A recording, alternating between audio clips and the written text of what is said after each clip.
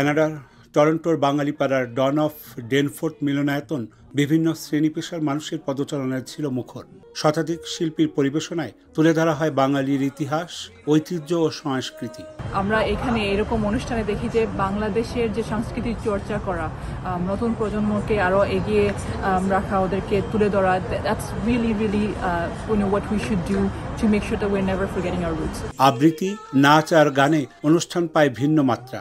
ঢোলের বোল, ধামাইল আর নানা আয়োজন উপভোগ করেন কয়েকশো সংস্কৃতি মনা দর্শক। এই বছর একটু বর্ণাঢ্যভাবে আমরা বাচ্চাদেরকে যোগ করতে উদযাপন করেছি। খুদে আবৃত্তি শিল্পী তারা গত বছর থেকে যুক্ত হয়েছে, কিন্তু এই বছর ছিল তাদের প্রথম মঞ্চ উপস্থাপনা। এবছর সম্মাননা প্রদান করা হয় বরেণ্য আবৃত্তি শিল্পী শিমুল মুস্তফাকে। শুদ্ধ সংস্কৃতি বলতে যেটি দরকার সেটা হচ্ছে যে সংস্কৃতি চর্চা করতে হবে তো আসলে মানুষের কল্যাণে, দেশের কল্যাণে, প্রজন্মের কল্যাণে। তারা অবশ্যই যে যার মতো করে যার জায়গা থেকে চেষ্টা করে যাচ্ছে সহি, এটি অবশ্যই ইতিবাচক।